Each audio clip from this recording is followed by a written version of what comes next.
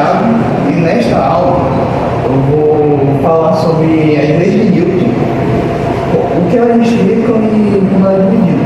Então, bom, a teoria de Newton é dividida entre 3 leis, e essas leis elas explicam como ocorre e o que é o movimento dos corpos.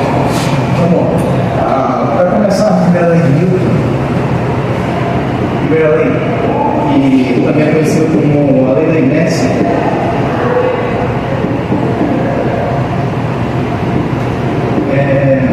Bom, a lei da inércia, de forma fundamental, que ela explica a inércia de um corpo. E basicamente é a tendência do corpo a manter seu estado. Pode ser ou de repouso ou de movimento constante. Exemplificando, se eu jogar este pincel aqui, o que aconteceria? Eu vou jogar e cair. Por quê? Tratando sobre o movimento deste pincel, tem a gravidade e a resistência do ar. E a gravidade é o que puxa esse pincel para o chão. Para poder exemplificar como funciona ele, né?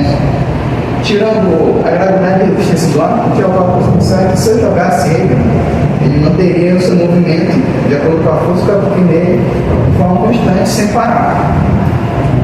E a mesma coisa ocorre se ele estiver em estado de repouso. Se eu deixar desse jeito, dessa mesma forma, estático, ele vai se manter desse mesmo jeito, a não ser que se aplique uma força sobre ele. Algo também para se destacar é que a inércia também depende bastante da massa. Então, obviamente, quanto maior a massa, maior terá que ser a força aplicada dele, para aplicar uma movimentação dele. Ok. E já puxando um gancho para a força, né? Eu falei sobre a força que nós aplicamos, é nisso que se baseia a segunda lei de Newton. O que podemos destacar dela é a fórmula da força. Tem esta fórmula aqui. Então, basicamente, a fórmula da força, e ela é resultante dessa situação, que é massa vezes aceleração. Bom, a aceleração é medida em metros por segundo ao quadrado, a massa é medida em quilograma e a força é medida em newton. Obviamente, em homenagem ao físico, da Newton.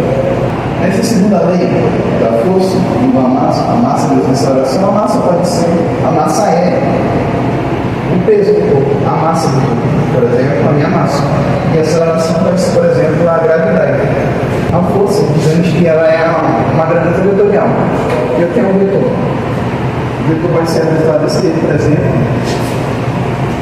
E o vetor possui 3 características, que é o seu módulo, a sua direção e o seu sentido. A direção pode ser vertical, horizontal, diagonal. E seu sentido é analisado por esta seta. Então, ok. Agora, por exemplo, aplicando aqui a força neste objeto, a gente está em repouso. Se eu aplicar uma força nele, como já havia identificado, ele vai sofrer o efeito e vai sofrer uma movimentação forçada.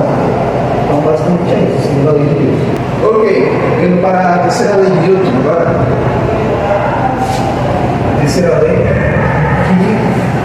que é a lei da ação e reação.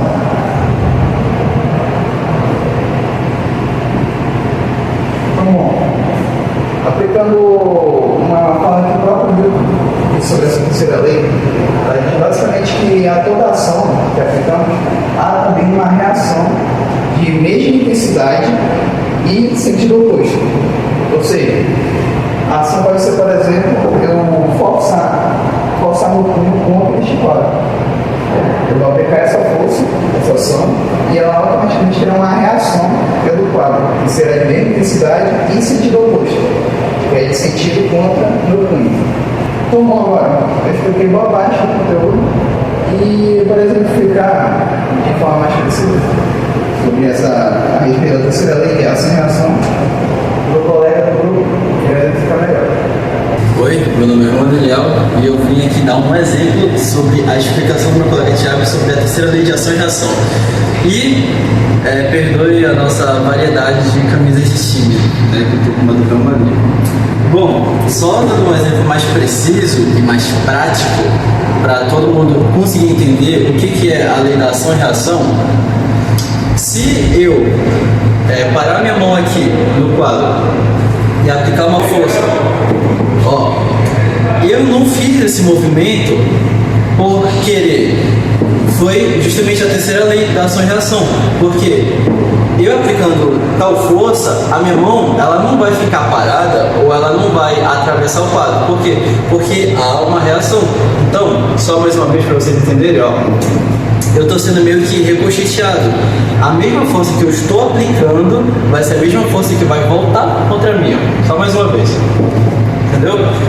Todo esse movimento está sendo causado pela força que eu estou aplicando contra o quadro, que ela está se voltando para mim. Deu para entender? Então, bom, você acabou numa sala sobre as três leis de Newton. Primeira lei da inércia, a segunda lei da força e a terceira lei da ação e reação. Espero que tenha ficado bem claro nossa explicação sobre o assunto. E explicamos o nosso melhor. Mais fácil que isso, não dá para ficar.